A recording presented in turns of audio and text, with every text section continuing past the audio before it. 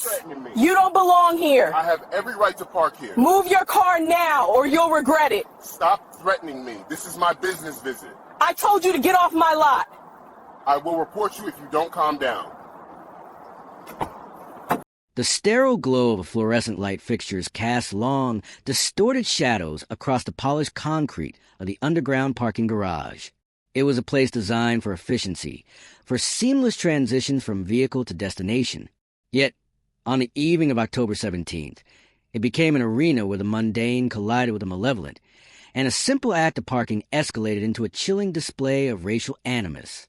This is the story of Security Officer Kevin O'Connell, an individual whose professional record was marred by not one, not five, but 11 documented complaints of misconduct, spanning a mere 3 years of service. 11, a staggering number that painted a clear picture of a pattern, a propensity for abuse of authority. And it is the story of Dr. Elias Thorne, a man whose life was dedicated to healing, whose credentials spoke volumes of his intellect and dedication, yet who, in a fleeting moment, was reduced to a target, his dignity assaulted by the very person entrusted with maintaining order. Before we continue, where are you watching from? Drop a comment below and let us know. It helps us understand the reach of these stories and why they matter to communities far beyond the immediate incident. The air in Viridia City on that crisp autumn evening was sharp, carrying the faint scent of rain and fallen leaves. A cool front had swept through, leaving the downtown district shimmering under the neon glow of office buildings and the historic grandeur of the Viridia Art Center. Inside, the annual black tie gala for the city's leading medical philanthropist was in full swing, a beacon of sophistication and community spirit. Dr. Elias Thorne, a man whose presence commanded respect in any room, was among the invited guests, a distinguished figure in the city's healthcare landscape. Dr. Elias Thorne was not just a name on a guest list. He was an institution in himself. A graduate of Harvard Medical School, he had completed his residency at Johns Hopkins, specializing in neurosurgery. For 2 decades, he had served as the chief of neurosurgery at Viridia City General Hospital, pioneering innovative surgical techniques and mentoring countless young physicians. His research on traumatic brain injury had garnered national awards, and his philanthropic efforts in underserved communities were legendary. He had earned his position, not through privilege, but through relentless dedication, unparalleled skill, and an unwavering commitment to humanity. Every accolade, every degree framed on his office wall, represented years of sacrifice and intellectual rigor. He was, by any measure, a pillar of the community, a man who had dedicated his life to saving others.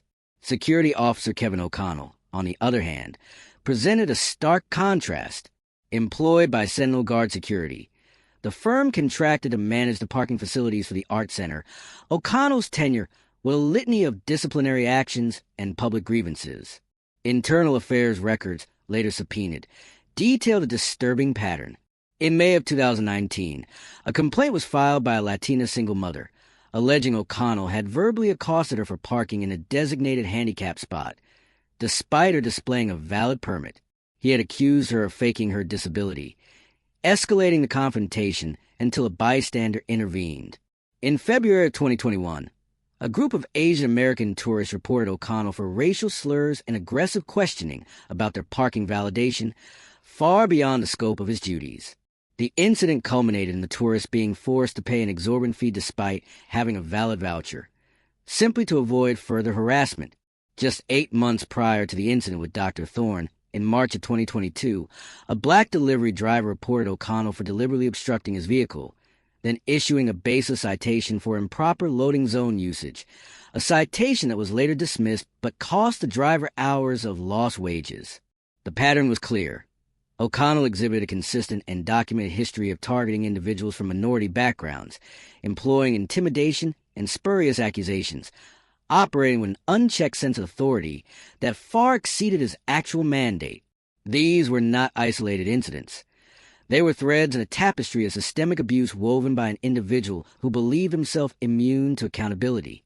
The call, or rather, the internal alert that prompted O'Connell's immediate attention, was deceptively mundane.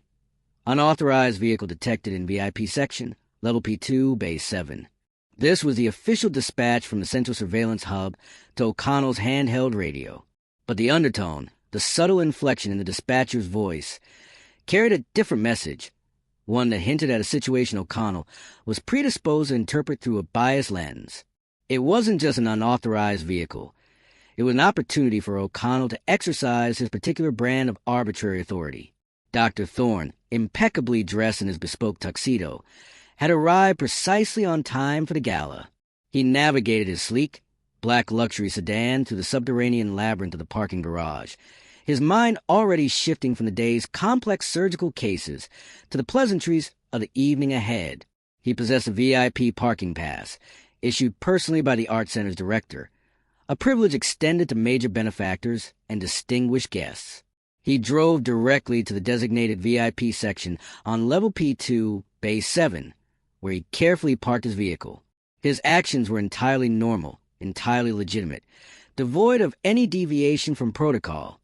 He retrieved his valet ticket from the machine, confirmed his parking spot, and began to walk toward the elevator bank, anticipating a pleasant evening of networking and philanthropy.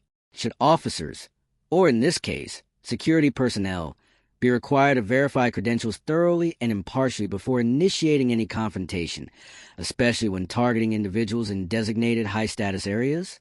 As Dr. Thorne approached the elevator, a figure emerged from the shadows between two parked cars.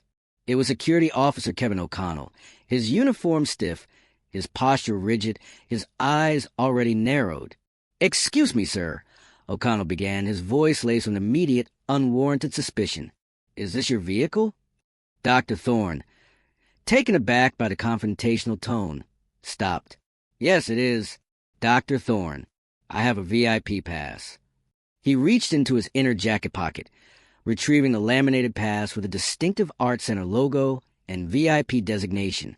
O'Connell's gaze flickered to the pass, but his expression remained unchanged, dismissive. "Anyone can fake that. This is a VIP section. You don't look like you belong here." The words hung in the stale air, thick with unspoken prejudice. Dr. Thorne's composure, honed over decades of high-stakes medical decisions, began to fray. "What exactly does belong here look like, officer?" he asked, his voice low, controlled, but edged with a growing indignation. "I am Dr. Elias Thorne, Chief of Neurosurgery at Viridia City General. I am an invited guest and a major donor to this institution. My pass is legitimate." O'Connell scoffed, taking a step closer, invading Thorne's personal space. "Look, buddy, I've seen it all. People try to sneak in all the time. You got a valet ticket? A real one." He gestured vaguely towards Thorne's hand. Dr. Thorne, still holding his VIP pass, produced the valet. "Ticket. Here is my ticket. Bay 7. VIP. Everything is in order." O'Connell snatched the ticket, scrutinizing it with an exaggerated air of authority. "This could be forged. I'm going to need to see your ID, and I'm going to need to verify this with my supervisor." His tone was accusatory, his body language aggressive, clearly designed to intimidate. The rapid-fire exchange was not going unnoticed. The muffled sound of the gala above were punctuated by the sharp, echoing voices from the garage. Other guests, arriving late or seeking their vehicles, began to gather, their murmurs growing louder, their expressions shifting from curiosity to concern. A young couple, dressed in formal attire, paused by their car, openly staring. A woman with an elaborate updo pulled out her phone, ostensibly checked messages, but her camera was pointed subtly towards the unfolding scene. The Bodycam footage, which would later become irrefutable evidence, captured every word, every dismissive gesture, every microaggression. O'Connell, oblivious to the growing audience, continued his badgering, his voice rising in volume. "I'm telling you, this looks suspicious. You need to move your vehicle or it's going to be towed." Just as the tension threatened to boil over, a new figure appeared, striding purposefully toward the commotion. It was Maria Rodriguez, the evening shift supervisor for Sentinel Guard Security. She had been alerted by the Central Surveillance Team, who had been monitoring O'Connell's escalating behavior. Her face was a mask of professional concern as she took in the scene. Dr. Thorne, dignified but visibly distressed, and O'Connell, puffed up with misguided sense of power.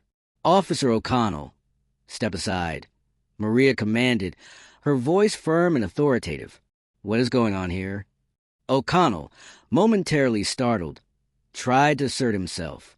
"Supervisor, this man is attempting to park in a VIP spot with a fraudulent pass. I was just about to have his vehicle towed."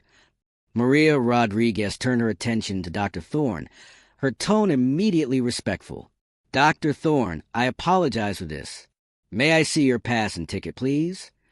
Dr. Thorne, relieved by the supervisor's professional demeanor, handed them over. Maria examined them briefly, her eyes confirming their authenticity. She then turned back to O'Connell, her voice dropping to a low, dangerous whisper. "O'Connell, your badge and weapon. Now, you are relieved of duty, effective immediately." The words were not a question. They were a definitive order, signaling an immediate and unequivocal intervention. The resolution was swift, almost clinical. Maria Rodriguez personally escorted Dr. Thorne back to his vehicle, profusely apologizing for O'Connell's egregious behavior. She assured him that his pass was valid and his parking spot secure. O'Connell, stripped of his badge and radio, was then marched directly out of the garage and instructed to report to the Sentinel Guard Security corporate office first thing the next morning. The immediate crisis was averted, but the damage to Dr. Thorne's evening and his sense of security had already been done. Should officers who demonstrate clear racial bias, especially when captured on body camera, face automatic termination without the possibility of reemployment in any public-facing security or law enforcement role. The Bodycam footage of the incident, released by Dr. Thorne's legal team just days later, exploded across social media. Within 24 hours, the 3-minute clip had been viewed over 10 million times on YouTube and shared hundreds of thousands of times across Twitter and Instagram. Hashtags like #JusticeForThorne and #ParkingWhileBlack trended nationally. News outlets, from local affiliates to national cable networks, picked up the story, dissecting O'Connell's aggressive posture and dismissive remarks. The public outrage was palpable, fueled by the stark contrast between Dr. Thorne's calm dignity and O'Connell's unprovoked hostility. The institutional responses were immediate and multifaceted. Sentinel Guard Security, reeling from the public relations nightmare, issued a formal apology to Dr. Thorne, acknowledging O'Connell's unacceptable and discriminatory conduct. The Viridia Arts Center also released a statement, condemning the incident and reaffirming its commitment to diversity and inclusion. But apologies were not enough. Dr. Thorne, advised by his legal counsel, filed a civil lawsuit against both Kevin O'Connell and Sentinel Guard Security, alleging racial discrimination, unlawful detention, and intentional infliction of emotional distress. The lawsuit, filed in the Viridia City District Court, detailed the specific claims of civil rights violations under both federal and state statutes, citing O'Connell's extensive history of complaints as evidence of a pattern of systemic negligence on the part of Sentinel Guard. The legal battle was intense, but with the irrefutable evidence of the Bodycam footage and O'Connell's damning disciplinary record, the defense's position was untenable. After months of negotiation, a settlement was reached. Dr. Thorne was awarded $3.5 million, the largest settlement in the history of civil rights cases involving private security firms in the state of Viridia. The sum was not merely compensation for damages. It was a powerful statement, a recognition of profound harm inflicted by racial bias and unchecked authority. As for Kevin O'Connell, his termination was swift and absolute. His termination letter, a copy of which was later made public through court filings, stated, "Your egregious and discriminatory conduct on October 17th, coupled with your extensive history of disciplinary infractions and documented bias, demonstrates a fundamental inability to perform your duties professionally and impartially. Your employment with Sentinel Guard Security is terminated immediately, and you will be reported to the State Licensing Board for review of your security officer certification." The State Licensing Board, after an expedited review, formally decertified O'Connell, permanently barring him from holding any security officer position in the state of Viridia. His career in public-facing security was over. In a powerful press conference held after the settlement was announced, Dr. Elias Thorne delivered a testimony that resonated far beyond the immediate incident. Standing tall, his voice steady despite the emotion in his eyes, he declared, "If this can happen to me, a respected professional, a chief of surgery, a man with every credential imaginable, then it can happen to anyone. It can happen to the young student, the delivery driver, the single mother. This was not about a parking pass. It was about the color of my skin. It was about an assumption, a bias, that I did not belong. My hope is that this outcome sends a clear message, that dignity is not negotiable and that racial prejudice, especially when cloaked in authority, will not be tolerated. We must demand better from those entrusted with our safety and our public spaces. Should an incident of this magnitude, involving documented racial bias by a security officer, automatically trigger a federal investigation into the hiring practices and oversight mechanisms of the contracting security firm? Following the public outcry and the landmark settlement, Sentinel Guard Security initiated a comprehensive internal review. Their findings, while couched in corporate language, pointed to systemic failures, inadequate bias, training, insufficient oversight of officers with disciplinary records, and a culture that, while not explicitly endorsing prejudice, allowed it to fester unchecked. The company announced a series of reforms: mandatory annual anti-bias training for all personnel, a revised complaint review process with independent oversight, and a 3-strike policy for documented instances of discriminatory behavior leading to immediate termination. They also committed to diversifying their leadership and field staff, acknowledging that representation was a critical component of building trust. This case, while seemingly about a parking dispute, serves as a stark reminder of a broader, more insidious issue: the pervasive influence of bias, often unconscious, sometimes overtly hostile, that can override factual evidence and professional conduct. Kevin O'Connell saw not a distinguished doctor, but a black man he instinctively deemed not belonging. His 11 prior complaints were not just isolated incidents. They were red flags, repeatedly ignored or inadequately addressed, allowing a pattern of abuse to escalate until it culminated in a public spectacle that could no longer be swept under the rug. The consequences for O'Connell were severe and well-deserved, but the larger victory was the spotlight shown on the systemic vulnerabilities that allowed him to operate with impunity for so long. The settlement, the termination, the decertification, these were not just punitive measures. They were a testament to the power of accountability when the public demands it. What changes now? Will other private security firms, and indeed other institutions, truly learn from this case? Will they proactively address bias within their ranks, or will they wait for the next viral video, the next multi-million-dollar lawsuit, to force their hand? We propose that all private security firms contracted for public-facing roles should be subject to the same level of transparency and accountability as municipal law enforcement agencies, including mandatory public disclosure of disciplinary records and body camera footage. Do you agree? Let us know your thoughts in the comments below. This story of Dr. Elias Thorne and Kevin O'Connell is not an isolated incident. It is a microcosm of a larger struggle for equity and respect. We're not stopping our fight for justice, and we hope you won't either. Subscribe to our channel, share this video, and join the conversation.